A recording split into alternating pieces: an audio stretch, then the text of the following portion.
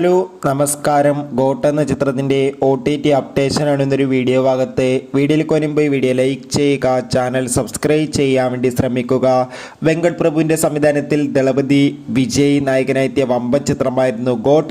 ചിത്രത്തിൽ പ്രഭുദേവ, സ്നേഹ എന്നൊക്കെ പ്രധാന കഥാപാത്രങ്ങളായി എത്തിയിട്ടുണ്ടായിരുന്നു. ചിത്രത്തിന് ഒരു ആവറേജ് അഭിപ്രായം തന്നെയാണ് ഇപ്പോഴും പുറത്തുവന്നുകൊണ്ടിരിക്കുന്നത്. എന്നാലും എല്ലാ സിനിമാ പ്രേമികളും ഒരേപോലെയാണ് ചിത്രത്തിൻ്റെ OTT അപ്ഡേഷൻ അറിയാൻ വേണ്ടി കാത്തിരുന്നത്. അങ്ങനെ കാത്തിരിപ്പിനൊടുവിൽ ഗോട്ട് എന്ന ചിത്രത്തിന്റെ OTT അവകാശങ്ങളൊക്കെ നെറ്റ്ഫ്ലിക്സ് എന്ന OTT പ്ലാറ്റ്ഫോം സ്വന്തമാക്കിയെന്ന് കൺഫേം ആക്കിയിട്ടുണ്ട്.